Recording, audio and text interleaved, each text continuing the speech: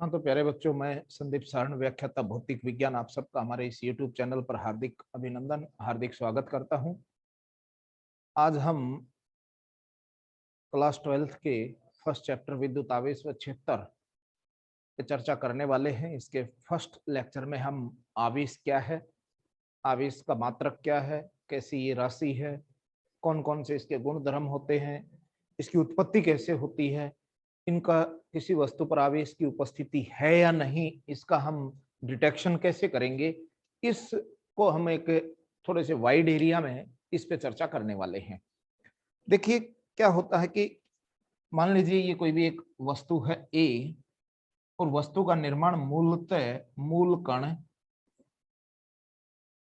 कण कौन कौन से हैं आप सब जानते होंगे। एक इलेक्ट्रॉन है, एक प्रोटॉन है और एक न्यूट्रॉन है। जब हम किसी भी वस्तु या किसी पदार्थ के एक परमाणु की संरचना को देखते हैं तो उसमें इलेक्ट्रॉन, प्रोटॉन और न्यूट्रॉन ये दोनों नाभिक में उपस्थित होते हैं और इलेक्ट्रॉन उसके चारों ओर चक्कर लगाता है।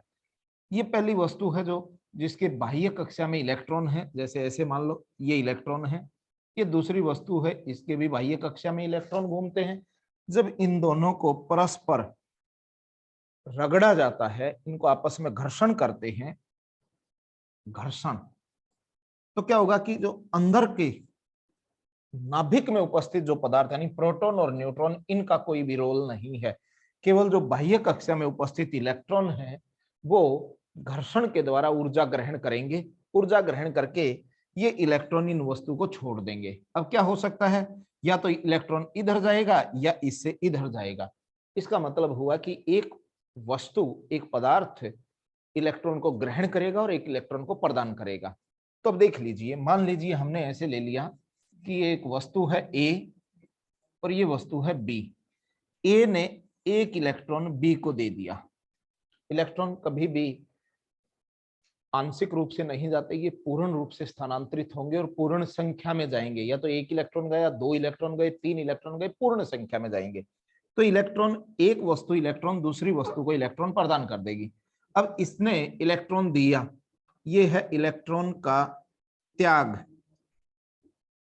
करेगी और ये इलेक्ट्रॉन को ग्रहण करेगी।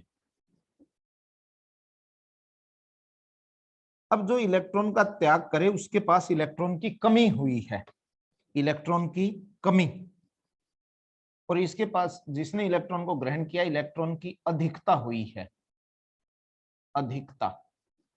तो जिसपे इलेक्ट्रॉन की कमी हुई है वो धनावेशित और जिसपे इलेक्ट्रॉन की अधिकता हुई है वो ऋण आवेशित वस्तु होगी। इस तरीके से वस्तु पर आवेश की उपस्थिति होती है। अब आवेश क्या है, किसी वस्तु पर आवेश का क्या महत्व है, क्या उसका अर्थ निकलेगा।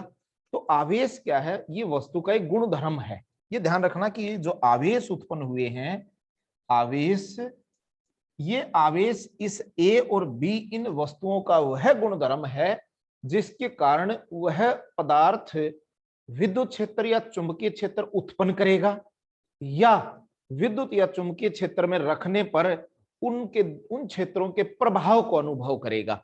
उस गुण धर्म को हम क्या बोलते हैं, आवेश बोलते हैं। तो आवेश द्रव्य पर उपस्थित वह गुण है जिसके कारण वह द्रव्य विद्युत या चुंबकीय क्षेत्र उत्पन्न करता है या इन क्षेत्रों का अनुभव करता है। अगर वहां ऑलरेडी अगर ये क्षेत्र उपस्थित हैं और इस वस्तु को रख देंगे तो ये अपने ऊपर इन क्षेत्रों के प्रभाव को अनुभव करेगा।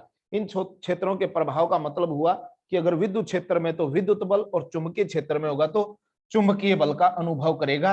और इस गुण को हम क्या बोलते हैं, इस गुण को हम आवेश नाम देते हैं, चार्ज बोलते हैं। तो ध्यान रखना है आपको कि एक वस्तु है ये ए, एक ये वस्तु है बी, इनके मध्य इलेक्ट्रॉन का स्थानांतरण हुआ है। इलेक्ट्रॉन के स्थानांतरण के कारण दो तरह के आवेश हमारे यहां बने हैं। तो यहां से हमें पता लगेगा आवेश के प्रकार, आवेश के प्रकार। तो ध्यान रखना आवेश के प्रकार दो प्रकार होते हैं। पहला है धनावेश, धनावेश, और दूसरा होता हमारा ऋणावेश, ऋणावेश। जिसको हम पॉजिटिव चार्ज बोलते हैं और इसको हम नेगेटिव चार्ज बोलते हैं। ये दो चीजें, तो ध्यान रखना आवेश केवल दो ही प्रकार के हैं। और इन आवेशों की उत्पत्ति का मूल कारण कौन है? इलेक्ट्रॉन का स्थानांतरण। तो धन आवेश का मतलब हुआ इलेक्ट्रॉन की कमी और ऋण आवेश का मतलब हुआ इलेक्ट्रॉन की अधिकता। इलेक्ट्रॉन की अधिकता यानी इस वस्तु ने इलेक्ट्रॉन को त्याग किया है, इलेक्ट्रॉन का त्याग किया है। वो इलेक्ट्रॉन पूर्ण संख्या में त्याग किए हैं, कम हो या ज्यादा उससे हमें कोई फर्क नहीं पड़ता। अगर कम संख्या होगी तो उस पर उपस्थित आवेश की संख्या कम हो जाएगी, अगर वो ज्यादा इलेक्ट्रॉनों का त्याग करेगा तो आवेश के परिमाण का मान ज्यादा हो जाएगा। अब हमें ये देखना है कि आवेश के प्रकार का हमें पता लग गया, तो आवेश का मूल कारण क्या है? ये क्वेश्चन कई बार बन जाता है। क्वेश्चन बन जाता है कि आवेश की उत्पत्ति का मूल कारण क्या है। तो इसमें आपको लिखना है इलेक्ट्रॉन का एक वस्तु से दूसरी वस्तु की ओर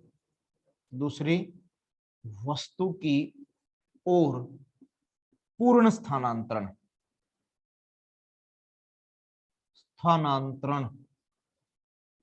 ये इसका मूल कारण है। तो किसी वस्तु पर आवेश उत्पन्न होने का मूल कारण अगर पूछ लिया जाए तो आप लिखेंगे कि इलेक्ट्रॉन का उन वस्तुओं के मध्य पूर्ण रूप से स्थानांतरण का होना, ये इसका मूल कारण है। अब किसी वस्तु पर आवेश उपस्थित हो भी जाए तो उस आवेश की मेजरमेंट कैसे करेंगे, उसको किस मात्रक की सहायता से हम मापेंगे? तो आवेश के मात्रक या आवेश का मात्रक। देखिए इस मात्रक का मतलब होता है कि यह एक ऐसा पैमाना है जिसकी सहायता से या जिससे उस इकाई की तुलना करके हम उसके मान को मापते हैं। तो एक तो होता है एसआई मात्रक। सामान्यतः इस क्वेश्चन को दो तीन भागों में हम तोड़ लेंगे। सबसे पहला क्वेश्चन आ सकता है आवेश का एसआई मात्रक क्या है? तो एसआई मात्रक होता है कूलाम। कौन है? कूलाम। सी से इसको लिख देते हैं। एक क्वेश्चन बन जाता है सीजीएस मात्रक। देखिए सीजीएस का मतलब होता है सेंटीमीटर, ग्राम और सेकंड के स्केल में, यानी छोटा मात्रक होता है। सीजीएस मात्रक में इसका होता है स्ट्रेट कूलाम। एक क्वेश्चन बन सकता है सबसे बड़ा मात्रक, यानी हम आवेश को मापे तो उसकी सबसे बड़ा मात्रक कौन होता है? वो होता है फैराडे। एक होता है सबसे छोटा मात्रक है फ्रैंकलिन। ये मात्रक हैं, लग ऐसे रहा है साइंटिस्ट, उनके सम्मान में ये इकाइयां प्रदान की गई हैं। तो आवेश के मात्रक चार तरह से मैंने लिखवा दिए हैं। आवेश का एसआई मात्रक है वो कूलाम हो जाएगा, सीजीएस मात्रक है वो स्ट्रेट कूलाम हो जाएगा, सबसे बड़ा मात्रक की बात चले तो फैराडे हो जाएगा, और सबसे छोटे मात्रक की बात आ जाए तो फ्रैंकलिन हो जाएगा। ये आवेश के मात्रक थे। अब आवेश क्या था? देखो प्रारंभ में जब प्रयोग किए गए, एक कांच की छड़ ली गई, कांच की छड़, और इसको सिल्क के कपड़े से रगड़ा। सिल्क का कपड़ा, जब इससे इसको रगड़ा जाता है, इनके बीच में घर्षण कराया जाता है, और घर्षण कराने से क्या होता है कि इलेक्ट्रॉन धन आवेश ग्रहण करता है और सिल्क के कपड़े पे ऋण आवेश की उत्पत्ति हो जाती है। इसका अर्थ ये हुआ कि कांच की जो छड़ थी, इस पे धन आवेश आने का कारण ये रहा है कि इसने इलेक्ट्रॉन का त्याग किया, यानी इसमें इलेक्ट्रॉन की कमी हो जाती है, इलेक्ट्रॉन की कमी, और इसमें इलेक्ट्रॉन की अधिकता हो जाती है। तो कांच की छड़ पर धन आवेश का मूल कारण क्या है? या कांच की छड़, ऐसे क्वेश्चन भी बन सकता है, छोटा क्वेश्चन बन सकता है कि कांच की छड़ को जब सिल्क के कपड़े से रगड़ा जाता है तो कांच की छड़ पर धन आवेश क्यों आता है? तो हम कहेंगे जब कांच की छड़ को सिल्क के कपड़े से घर्षण कराया जाता है या रगड़ा जाता है तो कांच में उपस्थित इलेक्ट्रॉन सिल्क के कपड़े की ओर स्थानांतरित हो जाते हैं, जिसके कारण कांच की छड़ पर इलेक्ट्रॉन की कमी हो जाने के कारण इस पे धन आवेश प्रदर्शित होता है। अब हम बात करते हैं कि जो आवेश हैं उसके गुण धर्म क्या क्या होंगे। हम एक एक छोटी छोटी बात करते चलेंगे, एक एक गुण धर्म को हम समझने की कोशिश करेंगे। आवेश के गुण धर्म, आवेश के गुण धर्म। चलो पहले हम आवेश की उत्पत्ति पढ़ेंगे, आवेश की उत्पत्ति की विधियां। पहले हम इस टॉपिक को देख लें, method to produce electric charge, production of electric charge. कि इलेक्ट्रिक चार्ज है जो हमारा आवेश है उसकी उत्पत्ति की विधि कौन कौन सी है। पहली विधि है घर्षण, घर्षण फ्रिक्शन बोलते हैं जिसको, यहां समझना है हमें। मैं बहुत धीरे धीरे समझाऊंगा इस चीज को, आराम से समझना, फिर हम इन सभी विधियों की तुलना करेंगे। दूसरी पहली विधि में घर्षण में क्या होगा, ये ए वस्तु है, ये आपकी बी वस्तु है, और प्रारंभ में ये दोनों की दोनों उदासीन है। ध्यान रखना कैसी है, उदासीन का मतलब होता है इनके ऊपर परिणामी आवेश, नेट आवेश का मान 0 है। तो परिणामी आवेश ए पे भी 0 है और बी पे भी 0 है, दोनों की दोनों क्या है, उदासीन प्रकृति की है। इनके ऊपर किसी भी तरह की ध्रुवणता या किसी भी तरह का आवेश की उपस्थिति है नहीं। अब हम क्या करेंगे, ए को बी से रगड़ते हैं सापेक्ष रूप से। ध्यान रखना इन दोनों के, ये दो वस्तुएं हैं, एक ये वस्तु है एक ये वस्तु है, इनके बीच में रगड़ाई या घर्षण तभी संभव होगा जब ये एक दूसरे के विपरीत गति करे, यानी इनके बीच में आपेक्षिक गति होनी चाहिए। तो ए और बी के बीच में गति कौन सी है, आपेक्षिक कह लो या सापेक्षिक, आपेक्षिक गति है। गति के कारण जब इनको आपस में ऐसे रगड़ा जाता है तो इनकी सतह गर्म हो जाएगी। तो क्या होगा, सतह गर्म हो जाती है घर्षण। गर्म होने से क्या करेंगे, इलेक्ट्रॉन ऊर्जा, और वो भी कौन सी, तापीय ऊर्जा ग्रहण करेंगे, तापीय ऊर्जा ग्रहण कर लेंगे। और तापीय ऊर्जा ग्रहण करके इलेक्ट्रॉन क्या हो जाएंगे, आबंध टूट जाएंगे, आबंध टूट जाते हैं, टूट जाते हैं। अब आबंध किसका टूटेगा, जिसकी आयनन ऊर्जा कम होगी, यानी जिस भी, चाहे ए हो या बी हो। अब मान लीजिए ए हमने लिया, इसका इलेक्ट्रॉन इसके नाभिक से, इसके नाभिक से दुर्बलता से बंधा हो, और इसके इलेक्ट्रॉन है इस बी के नाभिक से प्रबलता से बंधे हो, तो दो चीज होगी, ये किससे है, दुर्बलता से, और ये किससे है, प्रबलता से। अब सोच के देखिए, जब आप ऊर्जा देंगे तो प्रबल आबंध जल्दी टूटेगा या दुर्बल, स्वाभाविक सी बात है, जो दुर्बल आबंध होगा वो टूटेगा। तो ये आबंध टूट जाता है, जिससे ये इलेक्ट्रॉन क्या होगा, मुक्त हो जाएगा। ये मुक्त इलेक्ट्रॉन इसकी तरफ चला जाएगा, क्योंकि इसमें प्रबलता के कारण इसका नाभिक इसको जल्दी खींच लेगा, तो इसके कारण ये आबंध टूट जाते हैं। तो इलेक्ट्रॉन एक वस्तु से दूसरी वस्तु की ओर, एक वस्तु से दूसरी वस्तु की ओर गति करते हैं, गति करते हैं। अब ये एक वस्तु से दूसरी वस्तु की ओर जाने से क्या होगा, जो पहली वस्तु है ए, इस पे धनावेश है, और बी वस्तु है इसके ऊपर ऋण आवेश की उत्पत्ति हो जाएगी, और दोनों आवेश विपरीत प्रकृति के हैं, विपरीत प्रकृति के आवेश। इतना बारीकी से देख लेना इसको। यानी हम कहेंगे कि प्रारंभ में ए और बी दो उदासीन वस्तु परस्पर आपेक्षिक गति से एक दूसरे के पृष्ठ पर घर्षण करती हैं, जिस घर्षण के कारण की सतह पर तापीय ऊर्जा के कारण ए वस्तु इलेक्ट्रॉन का त्याग कर देती है और बी वस्तु उस इलेक्ट्रॉन को ग्रहण कर लेती है, जिसके कारण ए पर धन आवेश और बी पे ऋण आवेश उपस्थित हो जाता है। ए और बी पर उत्पन्न आवेशों की प्रकृति विपरीत होती है।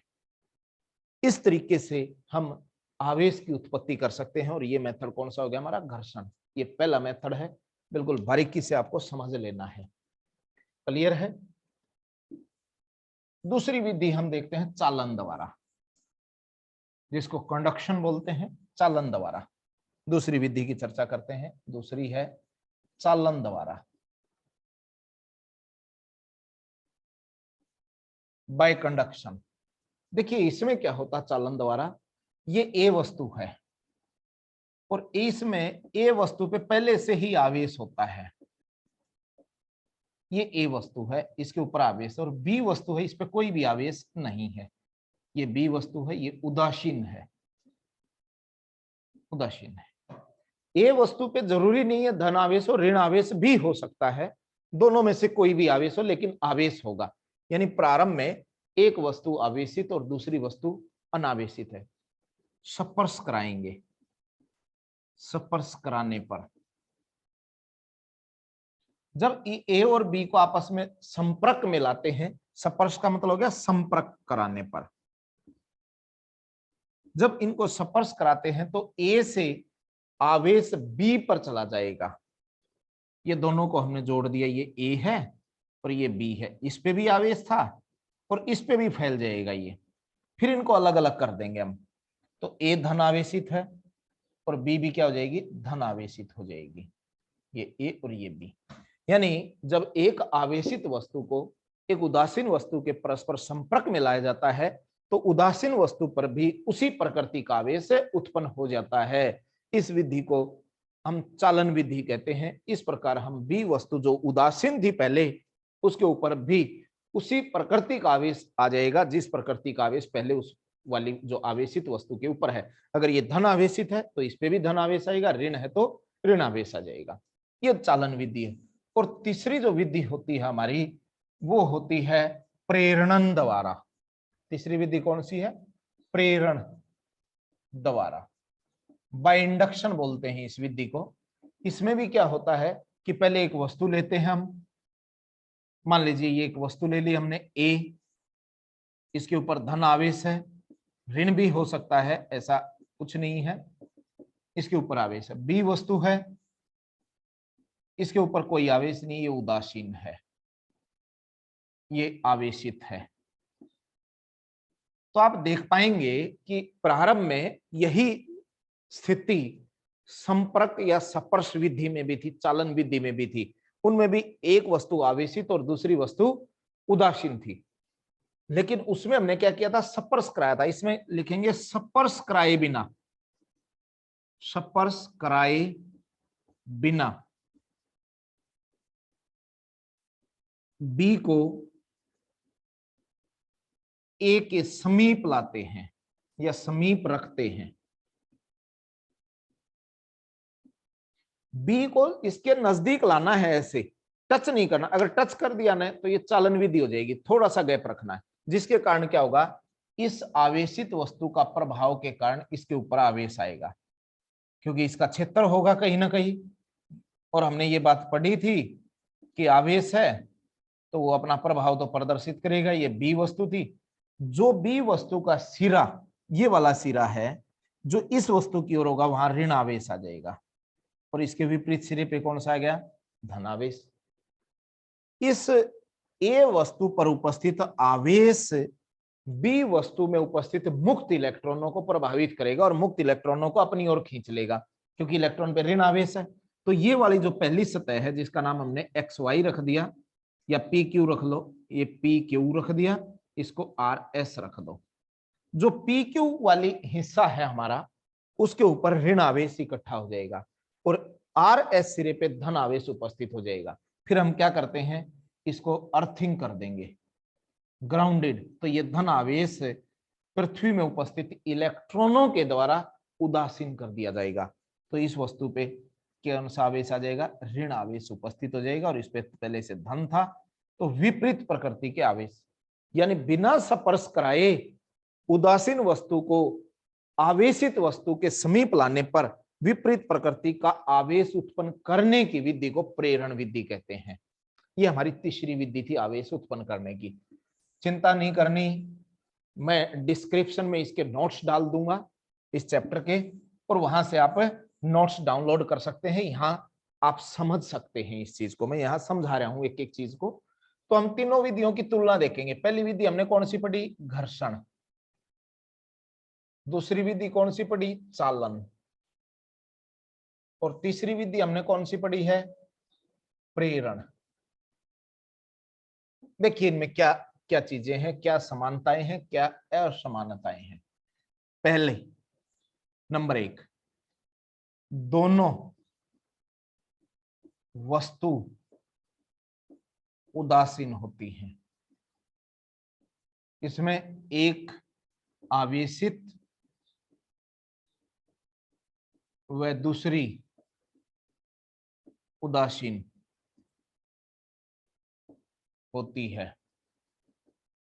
इसमें भी यही था, एक वस्तु आवेशित तथा दूसरी उदासीन।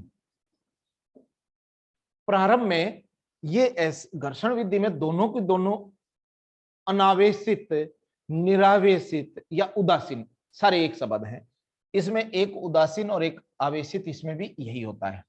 दूसरी अंतर, पृष्ठ स्पर्श करते हैं। यहां भी पृष्ठ स्पर्श करते हैं। इसमें पृष्ठ स्पर्श नहीं करते। तो इन दोनों में तो क्या घर्षण होगा तो दोनों को मिलना पड़ेगा, ऐसे पृष्ठ चालन में भी टच करना पड़ेगा। इसमें नजदीक लाते हैं, स्पर्श नहीं कराते। तीसरी बात, दोनों वस्तुओं पर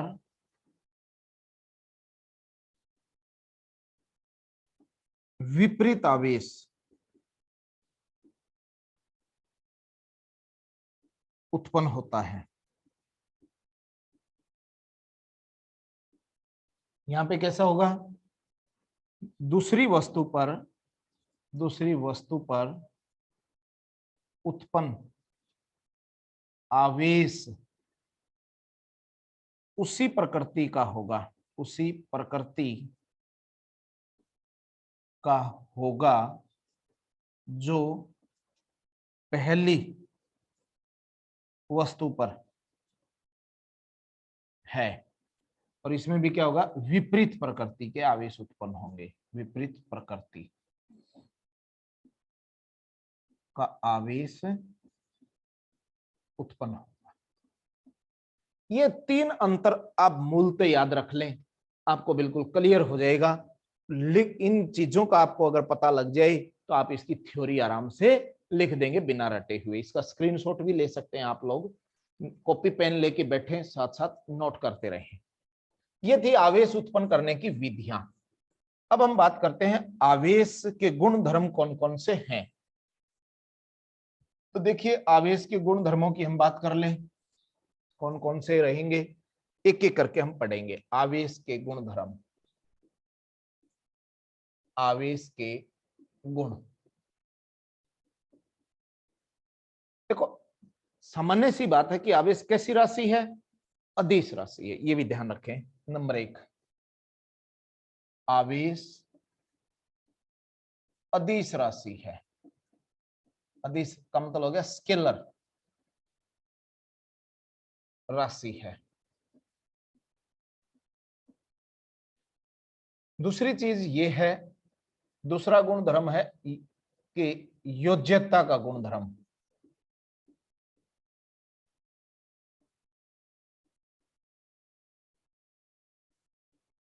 योज्यता का गुण धर्म इंपॉर्टेंट गुण धर्म है।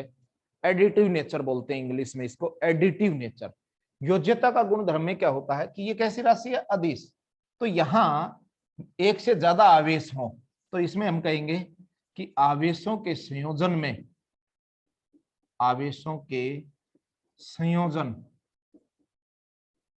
यानी योग गुणा भाग व घटा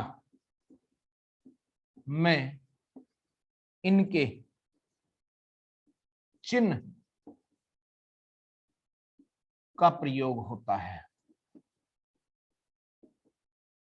प्रयोग होगा, अगर धन आवेश है तो धन साइन ऋण आवेश है तो ऋण का चिन्ह, जैसे जैसे मान लीजिए Q1 है, इसका आवेश है +5 कूलाम, Q2 आवेश है ये है -3 कूलाम, Q3 आवेश है मान लीजिए +4 कूलाम और Q4 है मान लीजिए +1 कूलाम। ये पूछ ले कि कुल आवेश निकालिए। कोई एक वस्तु है, उसके ऊपर ये सारे के सारे आवेश हैं, तो क्या हो गया Q1 + Q2 + Q3 + Q4। इसको बोलते हैं बीजगणितीय योग। जो 10वीं क्लास तक आपने योग पढ़ा है वैसे का वैसा है। देखो Q1 की वैल्यू कितनी है 5, प्लस का 5 लेना है। Q2 कितना -3, प्लस का 4, प्लस का 1, प्लस प्लस वाले जोड़ दो, 5 और 4 9 1 10, प्लस के 3 माइनस के, तो प्लस का 7 कूलाम इसका आंसर हो जाएगा। ये है योज्यता का गुणधर्म। यानी आवेशों का जब हम योग करते हैं तो साधारणतः बीजगणितीय योग का प्रयोग करेंगे और इनके चिन्ह साथ में लिए जाएंगे। ये आपको गुणधर्म क्लियर हो गया होगा। तीसरा गुणधर्म मैं जो बताता हूं आपको नंबर 3 पे, वो भी सुनना है। नंबर 3 है आवेश संरक्षण नियम। आवेश संरक्षण नियम।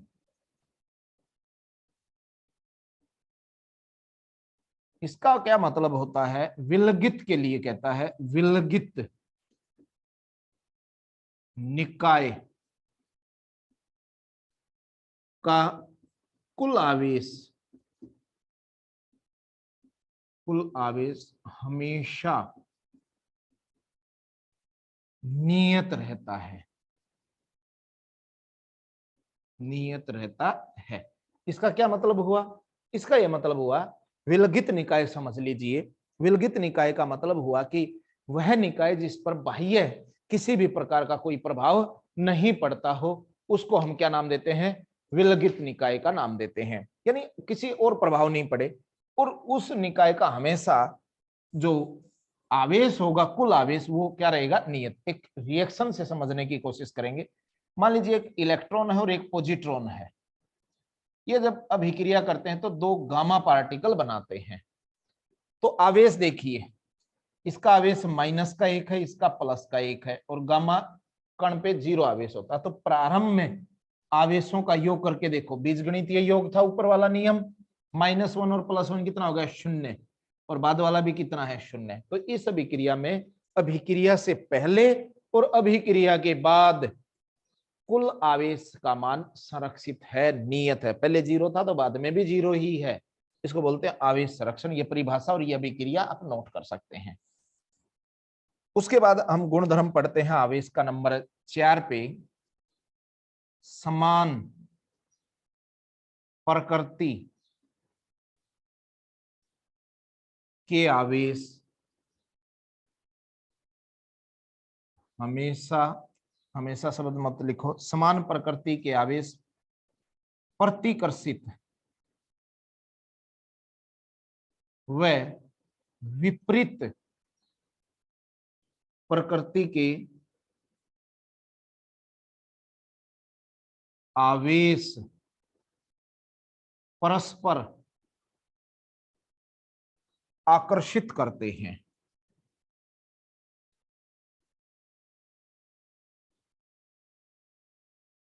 आकर्षित करते हैं। तो ये बात ध्यान रखना है। देखिए कैसे, एक Q1 आवेश है, एक Q2 आवेश है, ये भी प्लस का है, ये भी प्लस का है। तो इन दोनों के मध्य कैसा होगा, समान प्रकृति है तो प्रतिकर्षण होगा, प्रतिकर्षण बल। अगर एक प्लस में हो और दूसरा अगर माइनस में आ जाए तो आकर्षण प्रकृति होगी, इनके मध्य में आकर्षण बल काम करेगा। ये बात ध्यान रखनी। देखिए इस पे क्वेश्चन बनता है, ये आपने नोट कर लिए होंगे। मैं इसको यहां से हटा देता हूं गुणधर्मों को। अब देखिए मैं इसके ऊपर एक क्वेश्चन की चर्चा करना चाहूंगा कि एक क्वेश्चन कैसे दे देते हैं, कई बार क्वेश्चन दे देते हैं कि Q1 Q2 बड़ा है 0 से, तब Q1 व Q2 के मध्य बल की प्रकृति कैसी होगी।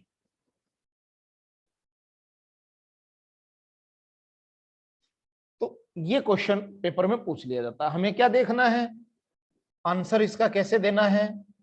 Q1 Q2 बड़ा है 0 से। चार चीजें मैं यहां लिख देता हूं, प्लस और प्लस, प्लस इंटू माइनस, या दोनों माइनस ले लो, फिर प्लस इंटू माइनस और माइनस इंटू प्लस। ये चार चीजें आपको ध्यान होनी चाहिए। अगर कोई एक संख्या है और वो पॉजिटिव में है और पॉजिटिव से मल्टीप्लाई करोगे आंसर पॉजिटिव में, ये भी पॉजिटिव में, ये नेगेटिव में नेगेटिव, पॉजिटिव 0 से बड़ा और ये 0 से छोटे होते हैं। ये स्थिति सबको ध्यान है। ये क्या कहता है, Q1 Q2 0 से बड़ा है, इसका मतलब ये हुआ कि ये प्रकृति है आपकी प्लस की है। और प्लस कब आएगा, प्लस के ये स्थिति है दो पहले वाली, इसका मतलब ये भी प्लस हो ये भी प्लस हो तो प्लस आएगा, या ये माइनस तो भी। तो हम क्या कहेंगे, Q1 व Q2 समान प्रकृति के हैं, समान प्रकृति के हैं। यही पता लग गया इससे, या तो दोनों प्लस के हैं या दोनों माइनस के। समान प्रकृति के होंगे तो देखिए कौन सा लग गया, प्रतिकर्षण, अतः इनके मध्य प्रतिकर्षण बल होगा, प्रतिकर्षण बल होगा। उल्टा पूछ लेता तो 0 से छोटा हो जाएगा, 0 से छोटा हो गया तो माइनस में, माइनस कब आएगा, एक प्लस में और एक माइनस में, तो ये आकर्षण प्रकृति हो जाएगी। एक गुणधर्म ये था, आप इसको भी इस तरीके से देखने की कोशिश करेंगे। उसके बाद एक गुणधर्म आता है आवेशों का क्वांटीकरण। एक निश्चरता का और बता देता हूं मैं सिद्धांत, एक गुणधर्म ले लो, निश्चरता, निश्चरता का गुण। ये गुण क्या कहता है, देखिए सिंपल सी बात है।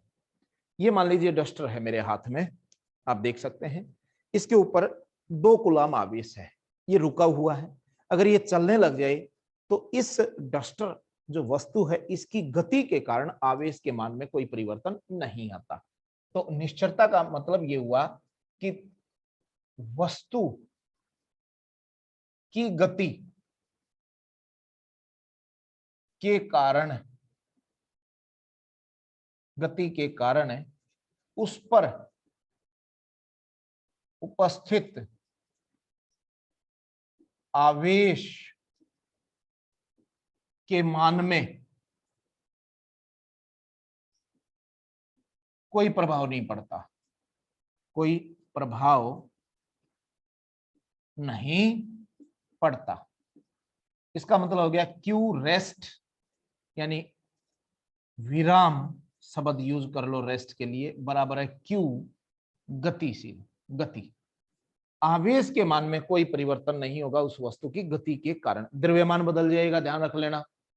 ये भी क्वेश्चन आ जाता है, आवेश और द्रव्यमान में अंतर, मैं चर्चा करूंगा इसकी। तो ध्यान रखना, आवेश के मान में अंतर नहीं आएगा गति का, लेकिन द्रव्यमान में आ जाएगा। और एक बात और समझ लें, अगर जो वस्तु धन आवेशित होगी वो अपने उदासीन कण की तुलना में कम द्रव्यमान की होगी। आगे उसकी चर्चा कर लेंगे हम। एक है आवेशों का क्वांटीकरण गुणधर्म है, आवेशों का क्वांटीकरण, एक इसकी बात और करेंगे हम, आवेशों का क्वांटीकरण। ये क्या चीज है, क्वांटीकरण का मतलब ये होता है कि जो हमारे आवेश हैं उनका मूल कारण समझ लीजिए। ये ए वस्तु है, ये बी वस्तु है, यहां से इलेक्ट्रॉन इधर गया है, तो कम से कम कितने इलेक्ट्रॉन जा सकते हैं, एक। तो हमें ये पता लग गया कि न्यूनतम आवेश जो है, न्यूनतम आवेश वो एक इलेक्ट्रॉन के आवेश के बराबर होगा, ई के बराबर होगा। और एक इलेक्ट्रॉन का आवेश 1.6 10⁻⁻19 कूलाम, याद कर लेना ये वैल्यू, ई की वैल्यू। ई का मतलब यहां एक इलेक्ट्रॉन के ऊपर उपस्थित आवेश। इस क्वेश्चन को कई बार ऐसे पूछते हैं कि किसी वस्तु पर आवेश की न्यूनतम मान कितना होता है, तो कितना होता है, एक इलेक्ट्रॉन, क्योंकि कम से कम स्थानांतरण कितना हो सकता है, एक इलेक्ट्रॉन का। आधा इलेक्ट्रॉन नहीं जाएगा, पूर्ण संख्या में जाएगा। तो मान लीजिए यहां से 1 जा सकता, 2 जा सकता, 3 जा सकता है। तो आवेश का क्वांटीकरण का मतलब ये हुआ कि किसी वस्तु पर उपस्थित कुल आवेश का मान, कुल आवेश का मान एक इलेक्ट्रॉन के आवेश के पूर्ण गुणज में होता है। यानी Q का मान है वो प्लस माइनस NE के बराबर होता है, प्लस माइनस NE। यहां N का मान 0, 1, 2, 3 ऐसे होता है। 0 का मतलब तो उदासीन हो जाएगा, 1 से शुरू कर लो। अब E क्या है यहाँ पे 1.6 गुणा 10 की माइनस 19 कूलाम। ये आवेश का क्वांटीकृत नियम है कि किसी वस्तु पर उपस्थित आवेश की मात्रा एक इलेक्ट्रॉन के आवेश के पूर्ण गुणक के बराबर होती है। अर्थात ये कह सकते हैं कि किसी भी संख्या पर, यानी किसी भी वस्तु के ऊपर जो आवेश उपस्थित होगा वो फ्रैक्शन में नहीं होगा, बटे की संख्या में नहीं होगा। और इससे ये अंदाजा आ गया कि न्यूनतम आवेश की मात्रा एक इलेक्ट्रॉन के आवेश के बराबर होती है। इस पे न्यूमेरिकल पूछ लिए जाते हैं। किस तरीके के क्वेश्चन पूछ लेंगे? इलेक्ट्रॉन की संख्या दे देंगे कि भाई 50 इलेक्ट्रॉन स्थानांतरित हुए, आवेश कितना होगा, तो n दे दिया 50, E फिक्स है, Q निकाल लो। या Q दे देंगे, n निकालना आ जाएगा, E की वैल्यू 1.6 10 to power -19। एक अलग वीडियो में मैं इसके न्यूमेरिकल लेके आऊंगा, उसमें आप इसको समझ सकते हैं। अब हम बात करते हैं कि भाई आवेश और द्रव्यमान में क्या अंतर है। एक तरफ मैं आवेश की बात करूंगा, एक तरफ मैं द्रव्यमान की बात करूंगा। ये भी क्वेश्चन कई बार बन जाता है, समझ में आना चाहिए कि आवेश और द्रव्यमान में। नंबर 1, ये हमारी व्युत्पन्न राशि है, व्युत्पन्न भौतिक राशि है, ये मूलभूत राशि है। अगर ध्यान हो 11वीं क्लास में 2 तरह की भौतिक राशि पढ़ी थी आपने, एक फंडामेंटल यूनिट या फंडामेंटल फिजिकल क्वांटिटी, जिनको मूलभूत राशियां बोलते हैं, जिनकी संख्या 7 थी। तो द्रव्यमान उसमें एक मूलभूत राशि है, जबकि आवेश नहीं है। दूसरे मात्रक की बात कर लो, मात्रक, इसका मात्रक है कूलाम और इसका मात्रक है किलोग्राम, केजी। बड़े मात्रक लिखे मैंने, छोटे नहीं लिखे। तीसरी बात है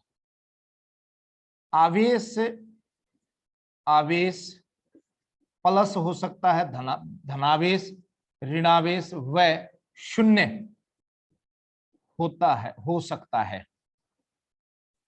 द्रव्यमान क्या होगा? द्रव्यमान हमेशा प्लस होता है, पॉजिटिव होता है, ऋणात्मक द्रव्यमान नहीं होता कभी। ये बात भी ध्यान रखेंगे आप लोग। समझ में आ रही है बात?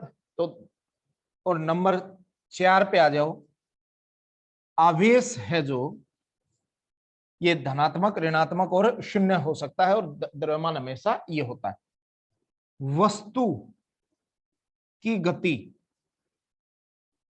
का प्रभाव नहीं पड़ता, प्रभाव नहीं। और इस पे क्या है? वस्तु की गति का प्रभाव है, वस्तु की गति का प्रभाव, वस्तु की गति का प्रभाव पड़ता है इसके ऊपर, ये आपको ध्यान रखना है। तो इस पे वस्तु की गति का प्रभाव नहीं पड़ता, इस पे वस्तु की गति का प्रभाव पड़ता है, ये आपको ध्यान रखना है। इसके बाद हम एक लास्ट बात और करेंगे इसके ऊपर कि हमने आवेश क्या है, आवेश की उत्पत्ति को पढ़ लिया, आवेश के गुण धर्म को हमने पढ़ लिया, आवेश के संसूचन को देखना है। आवेशों का संसूचन यानी डिटेक्शन ऑफ चार्ज, कि किसी वस्तु पर आवेश है या नहीं, ये कैसे पता लगाएं। तो उसके लिए एक प्रयोग चलता है, श्रवण पत्तर विद्युतदर्शी। विद्युतदर्शी, इसके नोट्स में पीडीएफ में डाल दूंगा, समझ लें कि ये कैसे काम करता है। श्रवण पत्तर विद्युतदर्शी क्या है? यह एक साधारण दूर विद्युतदर्शी है, जिसकी सहायता से किसी वस्तु पर उपस्थित आवेश का निर्धारण किया जाता है, उस आवेश की प्रकृति का पता लगाया जाता है। इसकी संरचना कैसी?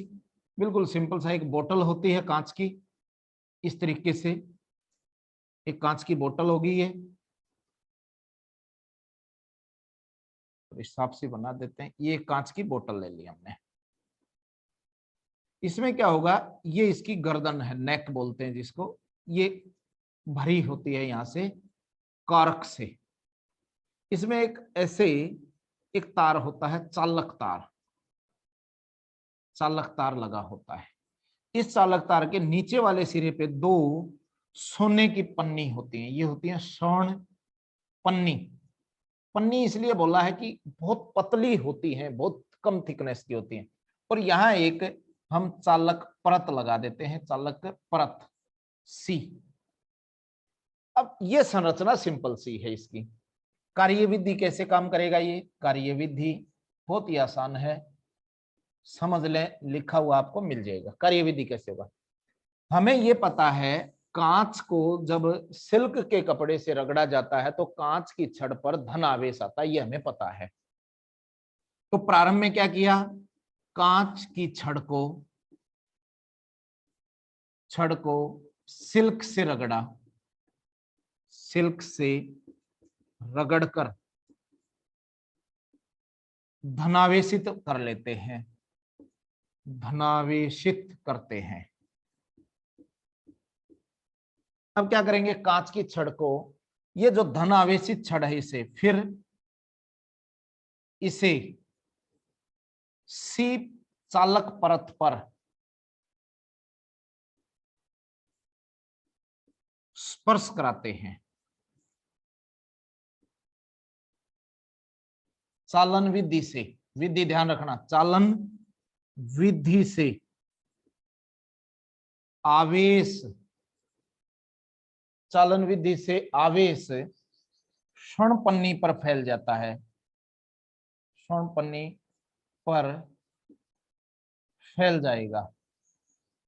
जैसे ही इससे टच कराई हमने तो इसके ऊपर धन आवेश फैल जाएगा। जैसे ही धन आवेश आएगा इनके ऊपर, समान आवेश क्या करते हैं, ये प्रतिकर्षण के कारण फैल जाती हैं। ये हमारी प्रारंभ में काम है। उसके बाद हमें क्या करना है, अज्ञात वस्तु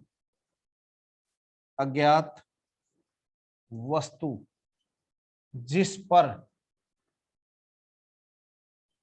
आवेश का संसूचन करना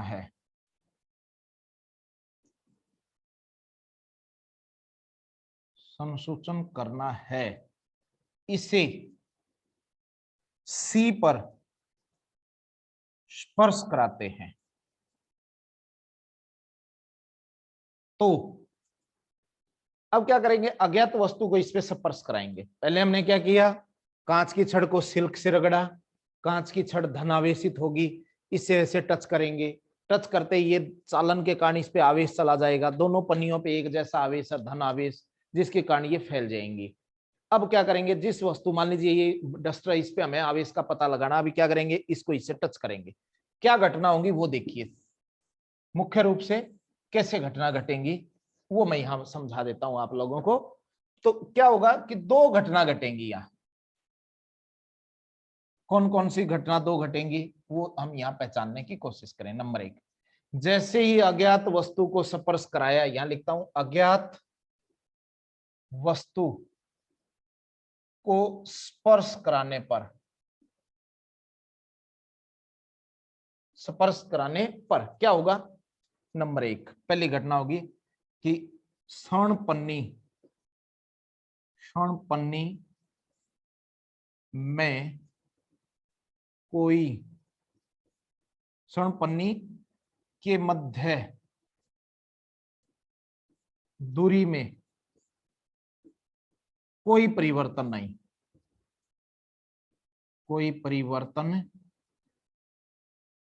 नहीं। दूसरा क्या हो सकता है, स्वर्ण पन्नी के मध्य दूरी में परिवर्तन हो जाए, परिवर्तन हो, दो घटना घट गई भाई। जैसे ही आपने यहां अज्ञात वस्तु को लगाया तो दो घटना होंगी, या तो इनके बीच में दूरी बदलेगी या नहीं बदलेगी। अगर कोई परिवर्तन नहीं हुआ तो अज्ञात वस्तु पर कोई आवेश नहीं, कोई आवेश नहीं है। पता लग गया? अगर परिवर्तन होता तो दो तरह का परिवर्तन होगा। पहला परिवर्तन कौन सा होगा और दूसरा कौन सा? पन्नी फैल जाए या सिकुड़ जाए, पन्नी सिकुड़ जाए, यानी दूरी कम हो जाए या दूरी बढ़ जाए। अगर दूरी फैल गई, और ज्यादा फैलने का मतलब है धन आवेश, और सिकुड़ने का मतलब हो गया ऋण आवेश। क्यों? क्योंकि पहले इस पे धन आवेश है, अगर धन आवेश और ज्यादा आएगा तो और दूरी बढ़ेगी प्रतिकर्षण के कारण।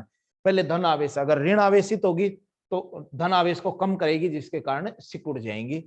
ये इस तरीके से हम किसी वस्तु पर आवेश है या नहीं है तो किस प्रकृति का है, इस विधि का प्रयोग करके हम आसानी से ज्ञात कर सकते हैं। ये हमारा आवेश, आवेश के गुण धर्म, आवेश की कैसे उत्पत्ति होती है और आवेश का संसूचन कैसे किया जाता है, यहां तक हमने ये टॉपिक को कंप्लीट किया है। उम्मीद है आप सबको अच्छे से समझ में आया होगा। एक बार में नहीं आए तो वीडियो को दोबारा देख लें, कॉपी पेन लेके जरूर बैठें। मेरा पूर्ण विश्वास है कि आपको समझ में आ जाएगा। फिर भी कोई समस्या हो कमेंट बॉक्स में जाएं, कमेंट में आप अपना मैसेज डाल दें, मैं उसको पढ़ लूंगा।